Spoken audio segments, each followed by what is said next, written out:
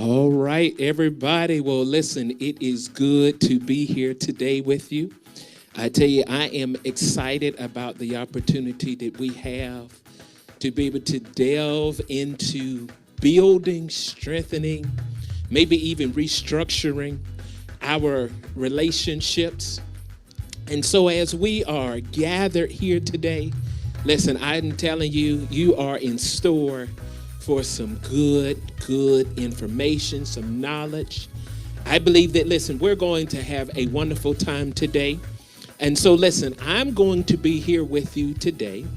So because I am here by myself and my lovely wife, my coach, the life coach, she's on another assignment today. And so, listen, we are going to gather around this time today. And so, listen, let me go ahead and turn down the music as we are delving into what we have in store today. So listen, I am excited about this opportunity. Listen, we have been talking about boundaries. We've been talking about friendships. We've been talking about boundaries as it relates to different relationships. And because we've been looking at this as it relates to different relationships, we've been talking about last week with friendships. And so I'm looking for us to be able to have the opportunity this week to talk about friendships.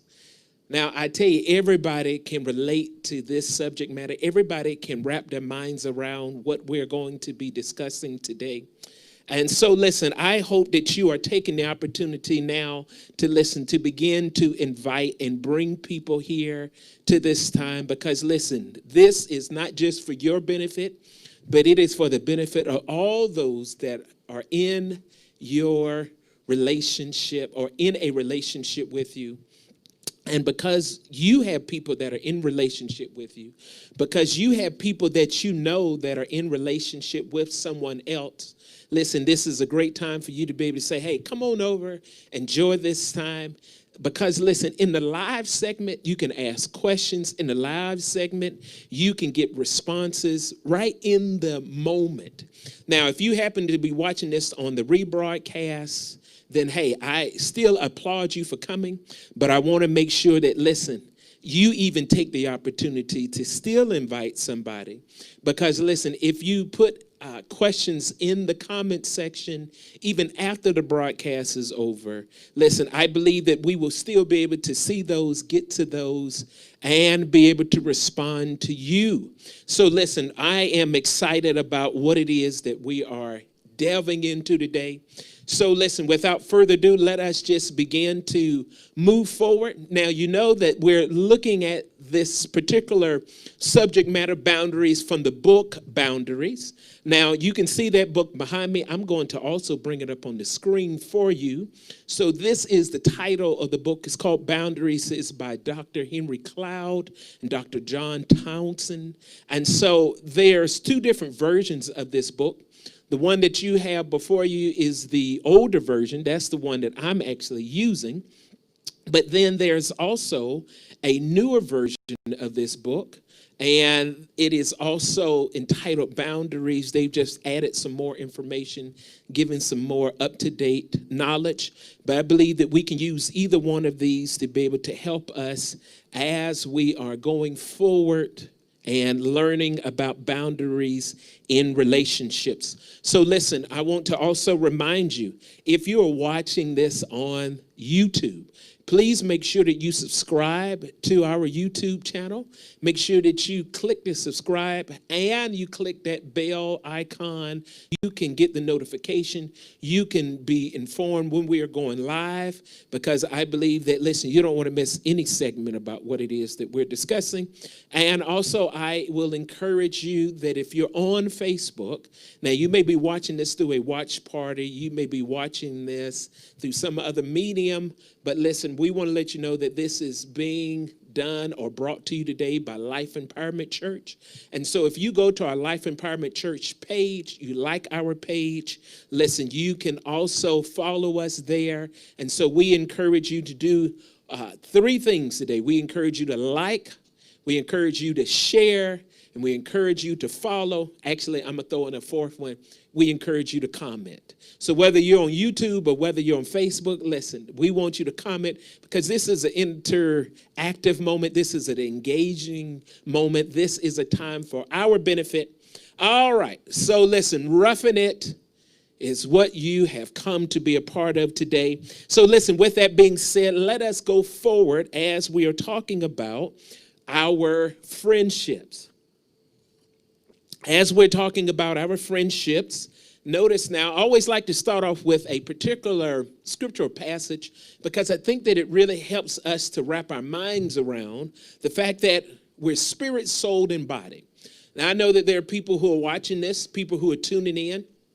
You may not be believers such as my wife and I or some of the other persons that are watching this, but I still believe that there are principles here that the scriptures speak to that apply to all persons, saved and unsaved, because God's truth is always truth to all persons. So here where we read here in Proverbs 27 verse 6, it says, faithful are the wounds of a friend, but the kisses of an enemy are deceitful. Notice, I like to also read sometimes in different translations. And so the Amplified says it this way. It says, faithful are the wounds of a friend who corrects out of love and concern. But the kisses of an enemy are deceitful because they serve his hidden agenda. And so when we understand that friendships brings to you and I, it brings both good times and it brings forth challenging times. It brings forth times where we are encouraged, but it also brings forth times in which we are criticized. And any healthy, strong relationship has to have a certain degree of constructive criticism built within the dynamics of it so that you and I might grow together. We might learn together.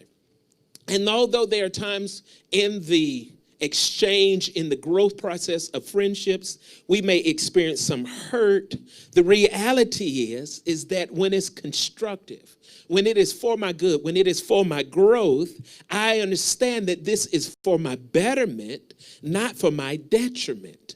But notice it also says that, listen, the kisses of an enemy are deceitful. Why? Because it appears to be love, but the heart behind the matter is not about love. It is about deceit.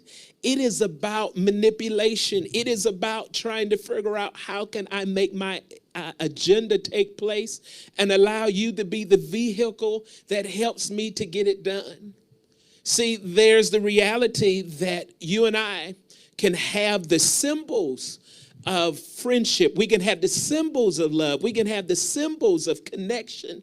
But if the heart behind those symbols are not genuine and authentic, then what ends up happening is that we go through the facade of a relationship instead of really having what God intended, which was a healthy, strong, dynamic connection that brings out growth in all of us.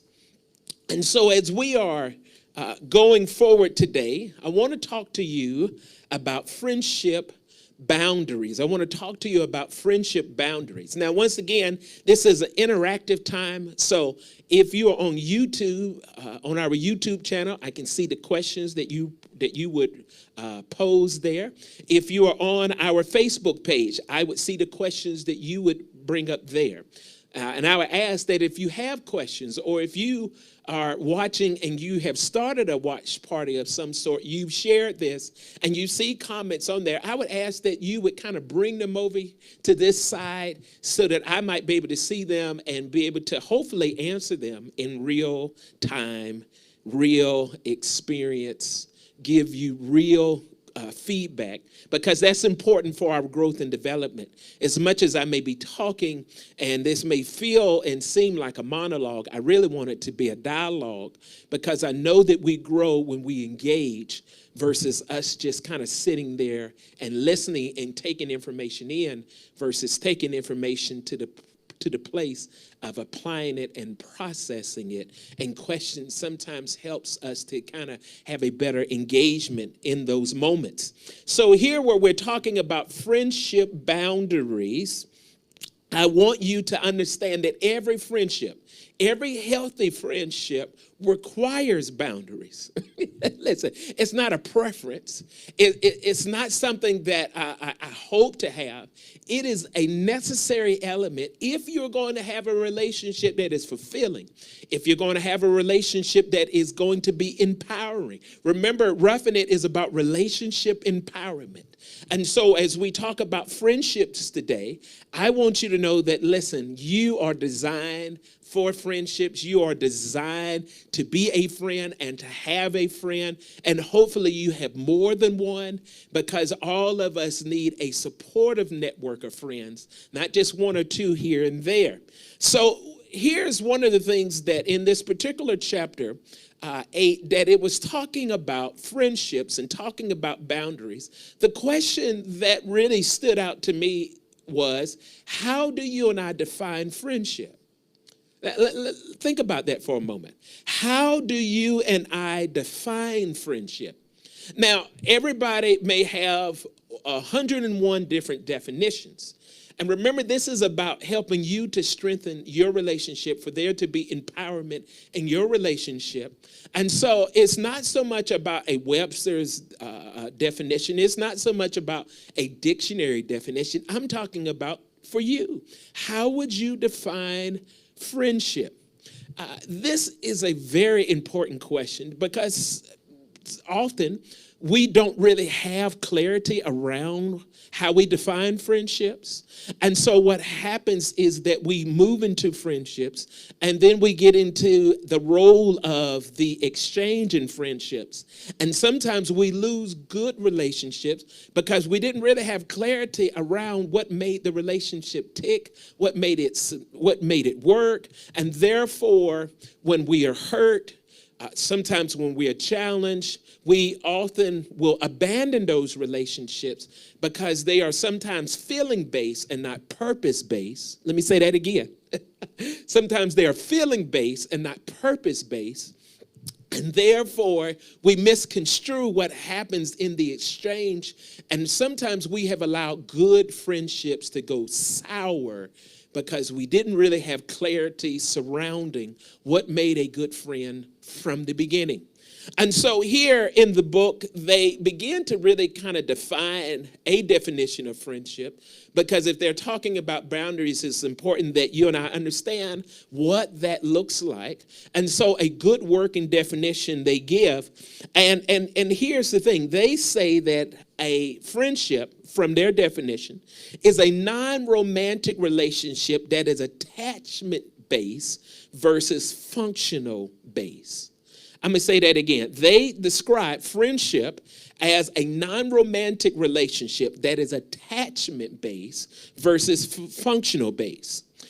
So they exclude relationships that are based upon a common task, such as work or ministry.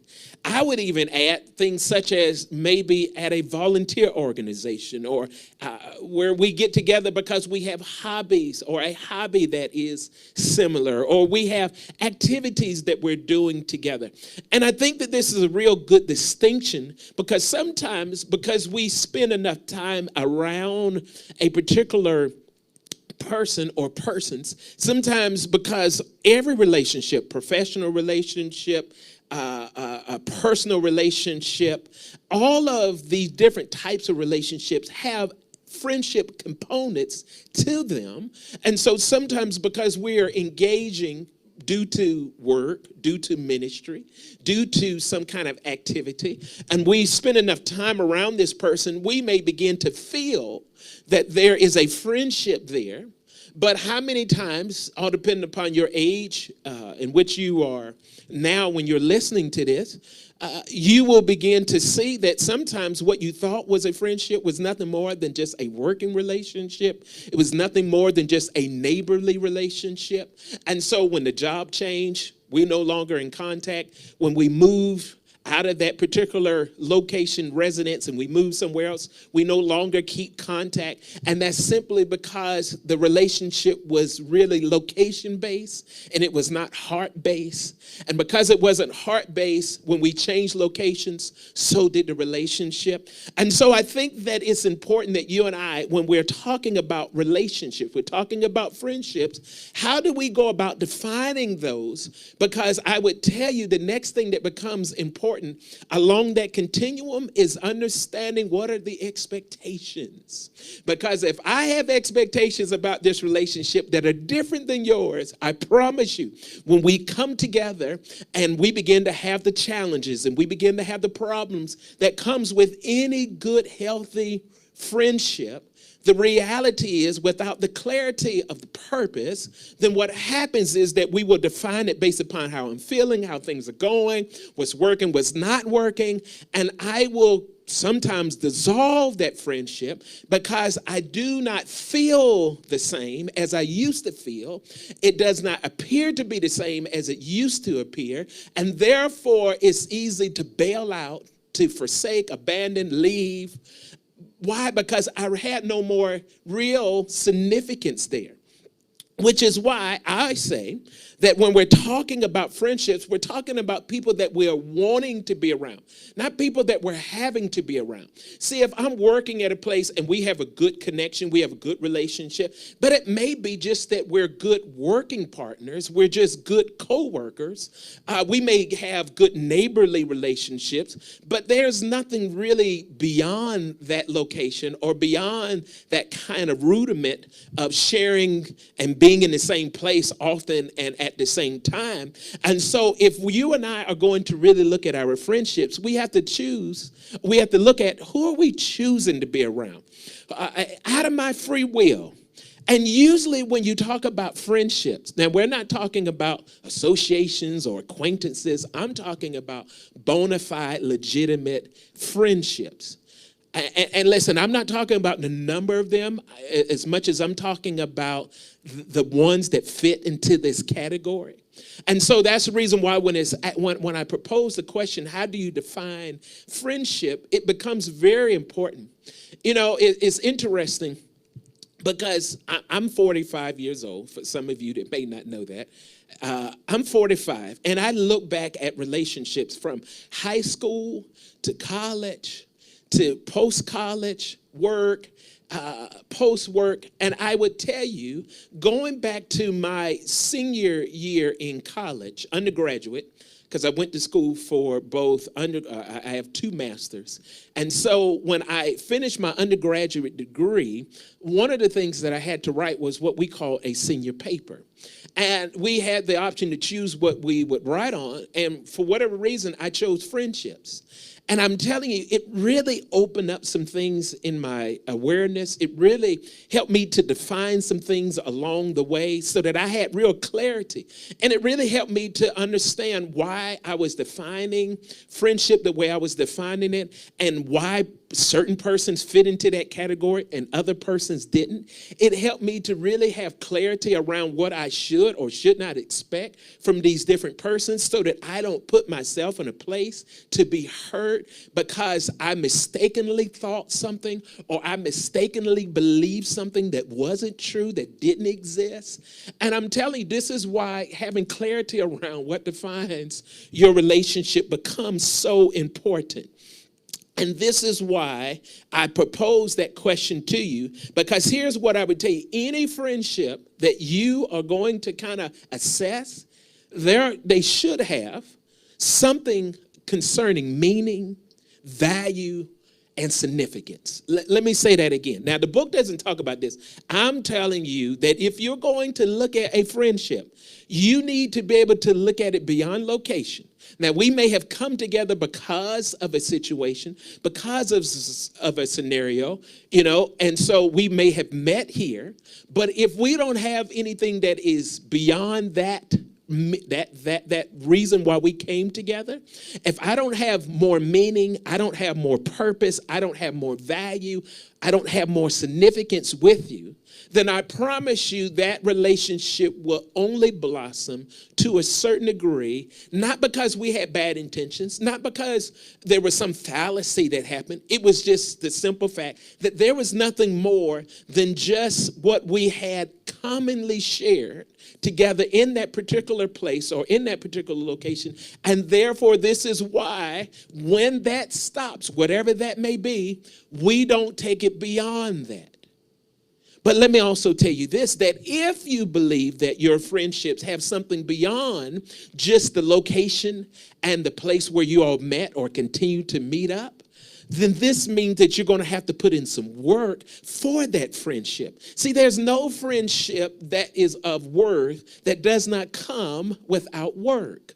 And because it requires work, part of that work means that I have to have some good boundaries concerning it. And this is why, listen, it's about me choosing you as a friend. It's about you choosing me as a friend. It's about the commitments that we're making to one another. But it doesn't stop there. There has to be something that we deem to be more meaningful, more valuable, and more significant if we're going to have a relationship that leads us to something beyond just day-to-day tasks or activities. And this is why when you're answering this question, you've got to look at that. And I don't expect you to be able to answer that in a moment, in just a little twinkling of time. Now, you may have some thoughts, you may have some ideas, but I'm asking you to really do some heart searching, do some soul searching, and really come to some clarity about what defines a friendship for you. Now, here in this particular book, he talks about 4 different types of friendship conflicts. And I'm telling you, listen, it doesn't matter how great friends you may be. It doesn't matter how long you have been friends. It doesn't matter all the different things that you have been through in your friendships. The reality is, if you are going to have a worthwhile friendship, then I'm telling you, you're going to have some conflict. See, if you have some mythical thoughts about friendship being something where we don't have any kind of challenges, we don't have things that we have to work through, then you're setting yourself up for failure because what you're looking for is imaginary and not realistic. Oh, that is good. That is good. Listen, you can say that with me.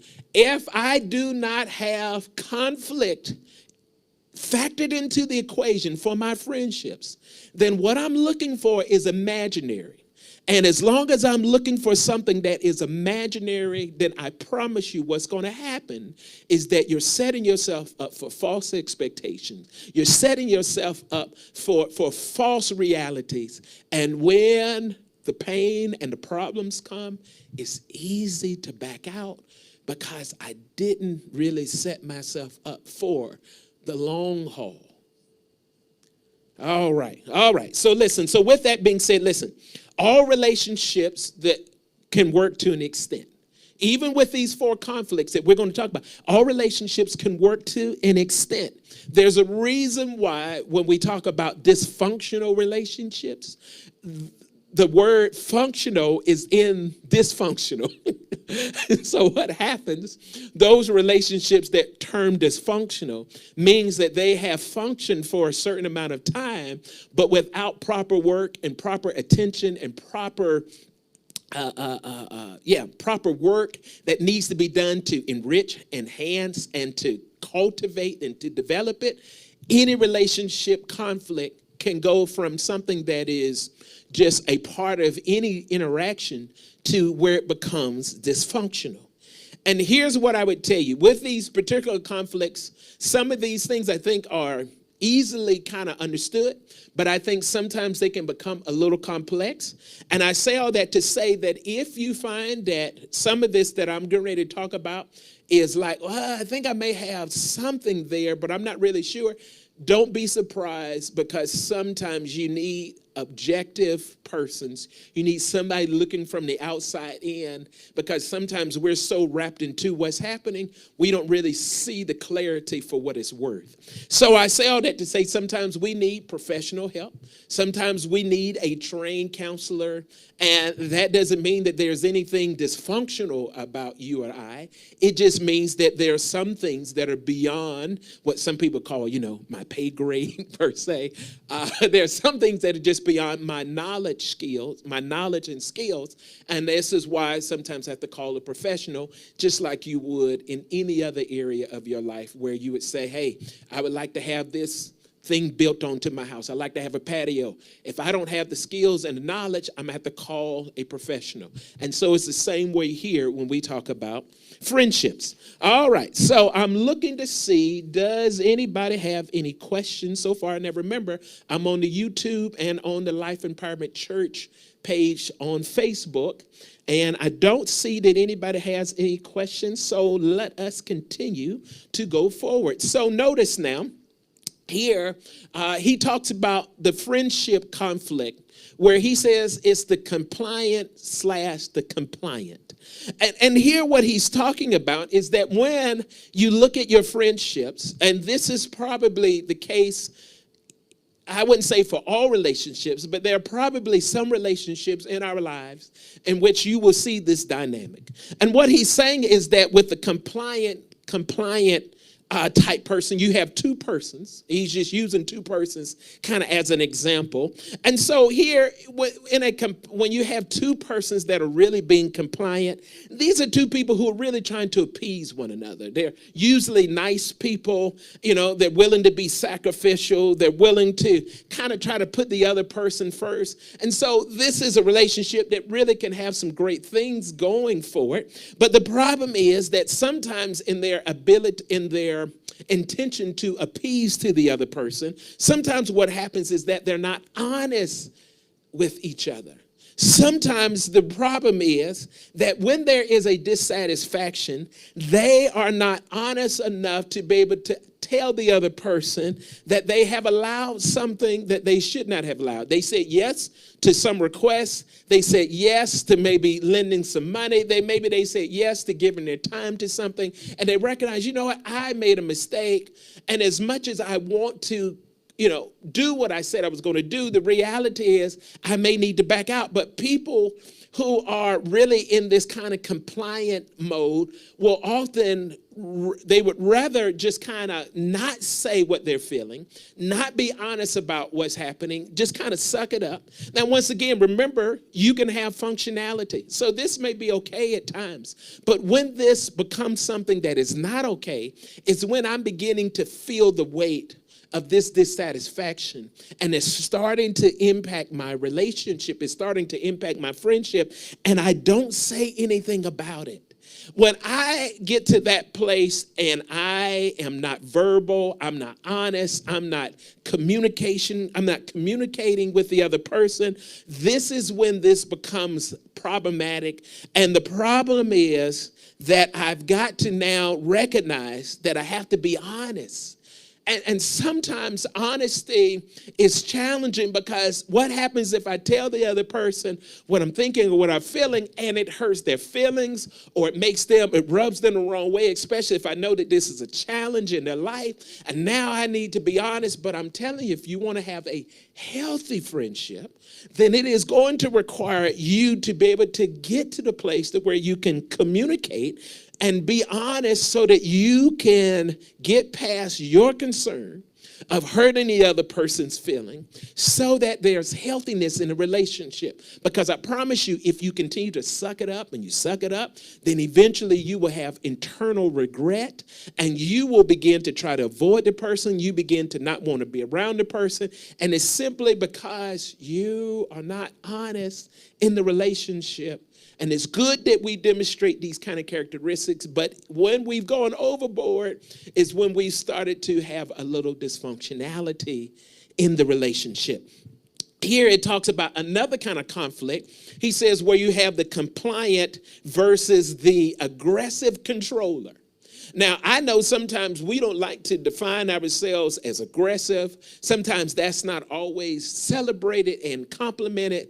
We definitely don't want to always be looked at as somebody that's controlling. But the reality is that there are people who are watching. There are people who are in our lives that have these kind of tendencies. And one of the first things about being a good friend or having good friendships is having the kind of self-awareness, having the kind of self-honesty by which I can say, you know what, I have these kind of tendencies. I recognize these are some things that I'm working on. I recognize these are some things that I'm dealing with. Doesn't make you a bad person. It just says, here's where I recognize I have some strengths and I have some weaknesses. And so here, once again, you can have the person that is the compliant type person. Then you have the aggressive controller person. Remember, they can get along, they can work together, but I promise you they're going to have some ups and downs in this kind of dynamic. And the reason why is because the compliant person doesn't set really clear boundaries. And then the aggressor usually doesn't respect the boundaries of the person that is trying to communicate his or her boundaries. And so the compliant person just usually nags at the controller or the aggressor, and they're just basically, and the aggressor is basically just tolerating this nagging, but nothing is really changing. And when you have this kind of exchange and you have this kind of dynamic that happens in a relationship, remember, this is sometimes how things go south. This is sometimes how a good relationship can go bad. It's not always because you got bad people. Sometimes we just have bad interactions and we have bad behavior. And so we've got to sometimes recognize those things. Sometimes those things come to our awareness. Sometimes they come to our acknowledgement because somebody says something to us. And so here in this kind of dynamic, listen, the person who kind of fits the compliant person, listen, they have to recognize when they are giving their power away by giving in to the demands of the other person. It's one thing to have a request. It's another thing to have a demand. And not every request or expectation rise to the level of a demand. But sometimes as the controller, we want our way. We got to have it our way. We got to have it now. And therefore, we get into these kind of controlling aspects. And before you know it, we're putting demands on others that are overbearing. And so the compliant person, and listen, you probably have somebody or some persons like this within your circle of friendships. They will give in. They may nag, they may complain, but they'll give in. And so you as the controller will kind of deal with the nagging, because as long as you get your demands met, as long as you get those things that you're pushing for it to happen, you can live with a little nagging at the end of the day. But here's what has to happen. Listen, you that's the controller, you that likes to be aggressive, you've got to recognize that, listen, part of my challenge is listening for the other person's communication about their boundaries, about their needs, about what it is that I'm overbearing at times. And I've got to be able to accept that they have limits. Because if I keep pushing, keep demanding, I keep trying to make these things happen, eventually what I'm going to do is push people out of my life. I'm just going to push them away. I'm just going to push them out. And the reality is that God has given you these people. God has placed these persons in your life, because sometimes what helps to manage these kind of tendencies is that we have other persons that can bring this to our attention so that they can help us with our blind spots. And all of us have blind spots because all of us do not have perfection.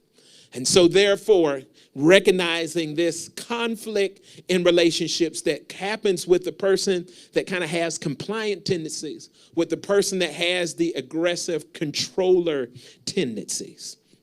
Now, I'm looking to see once again, do we have any questions anywhere? I'm not seeing any questions. So listen, that tells me let us continue to go forward. So here's what I want to say to you, listen, at this point. Because I know sometimes in talking about these conflicts in relationships, especially if you've had some challenges, if you've had some wounds, if you've had some real significant injuries, it's just easy to say, I'm done with friendships. I'm done with trying to have these persons in my life. I'm done with trying to do this work and the person doesn't want to work with me. And it's easy to just give up and to just throw in the towel. But I want you to know that, listen, you are made for relationship. You are made, listen, you are made for relationship, which means that it's not just about you, but it's also about the other person or persons. And listen, you and I need to recognize that we need people. Listen, you must have places where you are connected, where you are loved unconditionally. That is what you and I need if we're going to thrive in this world, if we're going to have a life that is worth living in this world. It's not about just accomplishments and what all I can obtain and what all I can grab and get. It's not always about those kind of tangibles. Sometimes it is also about the intangibles. It is about the people that surround me. It's about the people that I have in my life, the people that help me enjoy the things that I have attained in life. See, listen, you and I are built for relationships. You and I are called for relationships. You and I require relationships. And so, listen, don't allow problems and challenges to rob you of the very thing that is also a treasure in our lives. All right, so listen, here's the third one. Here's the third one. The third one here is where it talks about friendship conflict, the compliant versus the manipulative controller. Now, we were just talking about the aggressive controller. Now we're talking about the manipulative controller. See, once again, remember, you can have these kind of exchanges, and these can still be good relationships, because sometimes the dynamics that we're discussing as a conflict is not something that is happening all the time. It's not something that is going on constantly. But remember, that's what separates functional from dysfunctional. It is about the how long is it functional versus how long till it becomes dysfunctional. And so here in this particular conflict, remember, the manipulator, here's the problem. The manipulator doesn't manage his or her life, doesn't manage his or her schedules. They don't manage their obligations. So you're saying, who's a manipulator? Listen, when you have people, and listen, this may be you. If you recognize that, listen, I don't manage these kinds of life responsibility, schedules, and obligations, I don't manage that well, I'm telling you, you have a tendency to become a manipulator. And let me explain that. Because what happens is that because you can't manage this, you look to other people to help your deficit. Now, remember, there's a difference between a help and a crutch. But and when I need help, that's one thing. But when I have turned this into a crutch, it means that I am refusing to deal with my deficit. I'm refusing to deal with my tendencies to manipulate people, to get them to do what I need them to do, because I refuse to take responsibility for the areas that I am not managing well. And so what happens is you have a compliant person that is often willing to rescue the manipulative person. And so what happens, the compliant person often feels bad in saying no to the manipulator. And so what happens, they begin to have this relationship in which I always know I can call on Betty. Betty's going to be there to rescue me. Betty's going to be there. Listen, I don't pay my bills on time. I constantly need money. I constantly need for you to bail me out. So I'm calling on you. And before you know it, I run that well dry. Because nobody wants to constantly just be used and abused because of your irresponsibility or your deficit of mismanaging life. And so what happens is that the compliant person, listen, you that have people like this in your life, you recognize, I see somebody like that. I'm in relationship with somebody like that. Listen, the way that you help to strengthen this relationship, build this relationship, is that you got to begin to say no. Listen, you got to learn how to practice saying no. You got to get stronger in saying no. You have to learn how to disagree without being disagreeable. You have to learn how to state your opinion without being opinionated. You have to learn how to confront or as my wife likes to say, carefront. But you have to learn how to take on these kind of relational skill sets so that you can have better boundaries, you can have better interactions with the person, so that the person who is not managing well doesn't look at you as their rescuer to take on their refusal to deal with the parts where they're not managing well. See, listen, the manipulator has to take more responsibility for their life, their schedule, their obligations. And when both parties are working in this regard, the relationship can grow deeper and the relationship can grow better.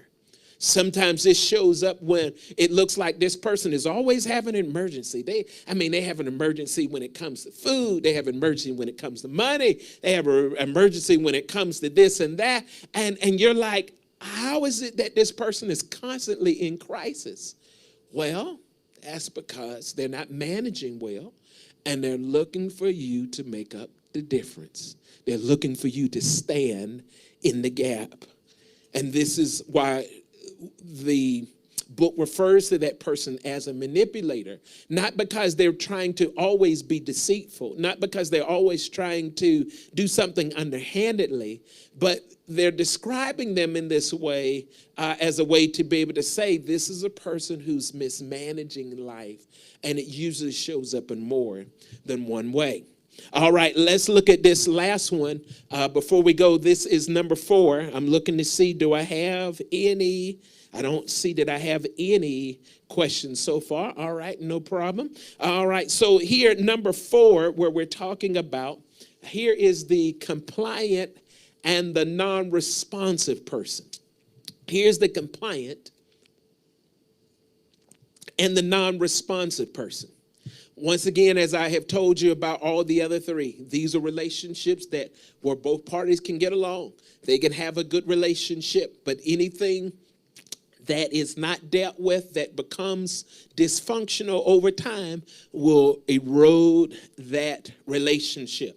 And so conflicts in this manner can also really lead to destructiveness in terms of just dissolving the relationship. So here, this is where the compliant person takes on too much responsibility for the relationship, and the non-responsive person takes on too little for the relationship. And when you recognize these kind of dynamics at place, this is when you can find that it seems like one party is really trying to make the relationship work and the other party is taking a less active approach to making the relationship work. This can show up because, I keep calling you and it's like you don't call me back. And so I chase you down. It can show up to where it seems like, I'm the one that has to come and talk to you at your cubicle. You don't never come talk to me at my cubicle.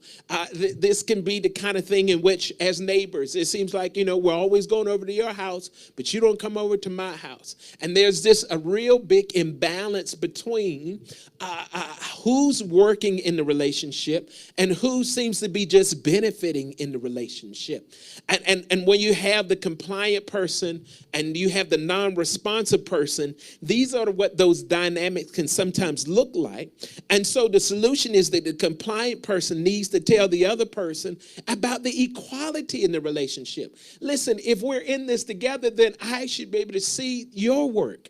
I should be able to see you going to work to make this thing happen, to see this thing maintained, to see that you care about me.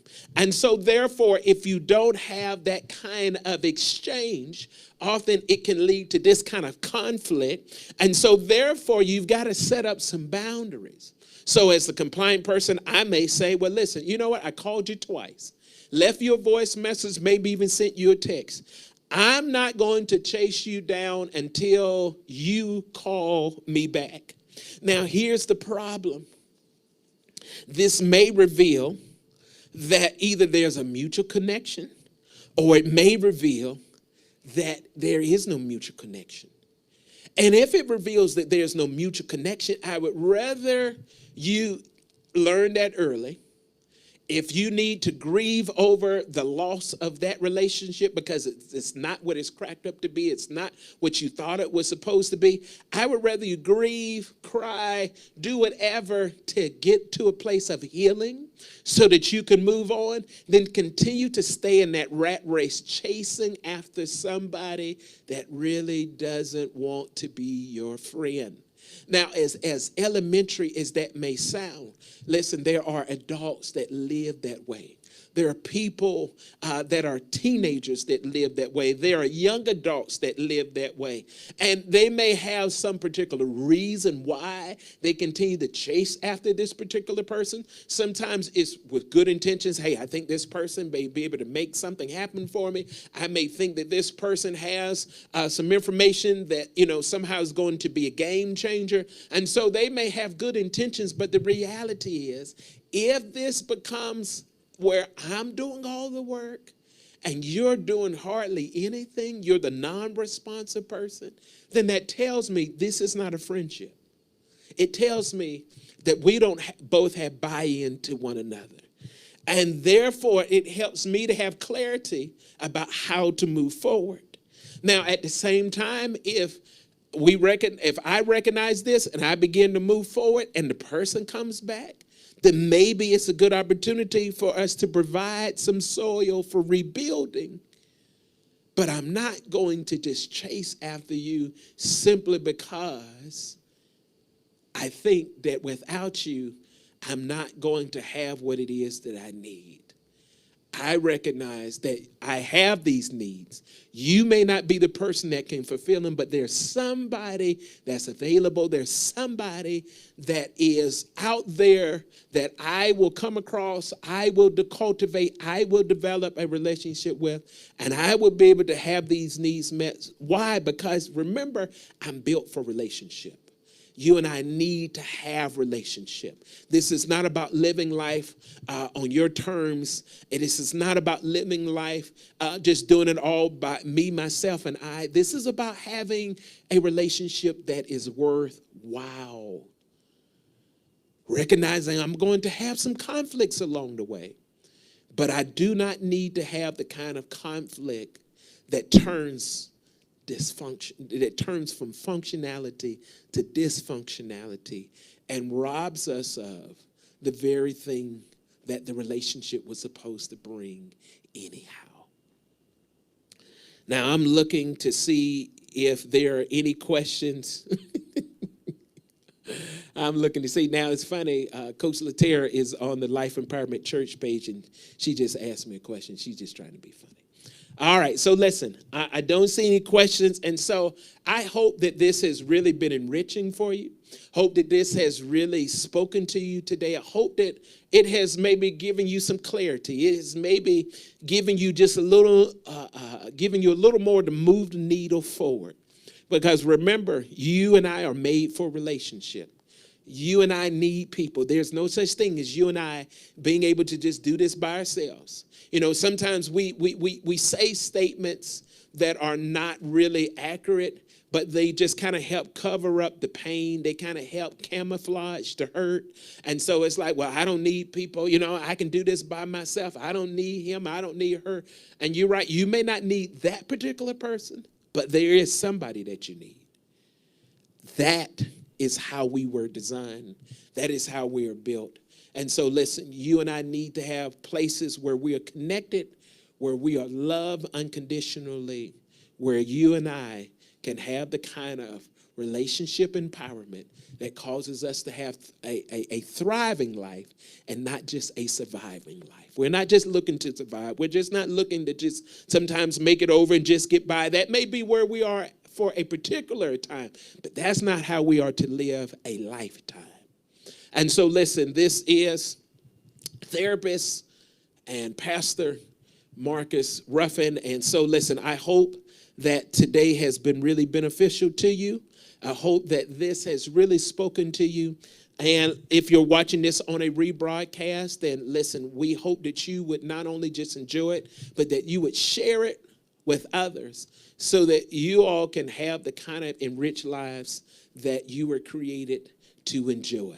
And so listen, if you're watching us on YouTube, once again, subscribe to our channel, subscribe, hit the bell icon so that you are able to get those notifications. If you are with us on Facebook, listen, please make sure that you like Life Empowerment Church page. Begin to follow us because, listen, we want to empower your life in more ways than one. And so with that, listen, I want you to know just a few things that are coming up here. Just a few things that are coming up. I want you to know that, listen, we have our Ruffin. We have our prayer that we do right here on Life Empowerment Church Monday, Wednesday, and Friday with Pastor LaTerra. Listen, we are looking forward to you coming out and being a part of that on tomorrow. So listen, I encourage you to listen, show up, be a part of this. Listen, it is a great time. It is at 12 p.m. Pacific Standard Time. And so listen, we thank you so much for you being able to be here for that.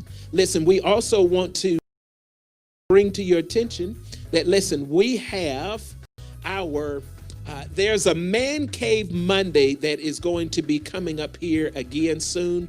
It's Man Cave Monday. It is going to be on October 12th. October 12th is when that is happening. I'm looking forward to talking to the men. Listen, I'm looking forward to empowering the men. I'm looking forward to really strengthening the men because of what I believe you need to understand about kingship. Now, once again, that's October the 12th. We're going to have more information coming up soon. So listen, just wanted you to be aware of that. Wanted to kind of get you to save the date, October the 12th, 6 p.m. Pacific Standard Time. So listen, we believe that Life Empowerment Church, we believe that Ruffin has been a great segment. We believe that it has empowered you, that it has really impacted your life. Well, listen, we ask that you would help support this impact, that you would help support this empowerment. And so here on the screen, you're going to see some different ways by which you might be able to give to support this ministry. And so you have the Cash App that is on your screen. Listen, you also have PayPal. Different people prefer different things in terms of digital giving. And so listen, you have the PayPal that is also available. And then let's say maybe you just want to go to our website. You want to give online. You can do that also. Our information about our website is there on the screen. And so listen, maybe you're one of those ones that like to mail checks or send money orders. Listen, all of it are ways in which you're able to make giving happen. We are so thankful and so appreciative that you would take the time out to be able to make that happen. And so we just thank you for that. Listen, we want to let you know that, listen, we are continuing our series coming this Sunday. Listen, our series on faith. We've been teaching on faith all of this month. And so, listen, we want you to make sure that you come and join us Sunday. 10:30 a.m. is when we have our corporate prayer. And then 11 a.m. is when the service kicks off. And so we thank you so much for you coming out and being a part of that. Listen, we also want to let you know that, listen, it is time for you and I to do the census. Listen, the census is very, very important. Listen, when you talk about how money is going to be spent to help improve our community, it is important that you and I fill out this 10-minute survey. Listen, you can go right here to vote.org and you can complete your census if you haven't already done so. Listen, they're going to be finishing this up by the end of this month. September the 30th, I believe, is the last date for you to be able to get your census completed. Last thing I heard was that they were about 85% complete, but they are looking to get 100% And so, listen, I encourage you to definitely be able to get that done. The last thing I want to tell you about is voting. Listen, I want you to be able to vote. I want you to be able to cast your ballot. I want you to be able to recognize that your voice matters. Your voice matters. Listen, your local voice, your national voice, your federal voice. Because when you're voting for all of those things. Listen, who you make as the president will, determine federal judges. When you look at all the kind of things that are happening in the courts across the nation, some of the things we're happy with, some of the things we're not happy with, you know what that comes back to? Judges. And so, listen, presidents help to put federal judges in place. Listen, when you go to the ballot, you're going to be voting on some local judges. Your vote matters. Make sure that you get out and vote. And listen, make sure that you're registered. So here at vote.org, listen, you can check on your registration because there are places in which people have been deregistered. And listen, you want to make sure that you are still able to be counted because each state has its own time when voter registration will end. And if you have not been registered by that time, you won't be able to vote. But listen, your vote matters, so I want you to be sure to get out and to let your voice be known. Well, listen, that concludes all of our announcements here today. I thank you for being here with us. Again, thank you for joining Ruffin It. Thank you for being a part of this segment of Life Empowerment Church. And so, listen, we empower you to have relationships that matter, relationships that are empowered, relationships that are fulfilling. And listen, we are here to help empower you for just that. So with that being said, God bless you. And we look forward to seeing you next Thursday as we talk again about relationship empowerment. God bless you.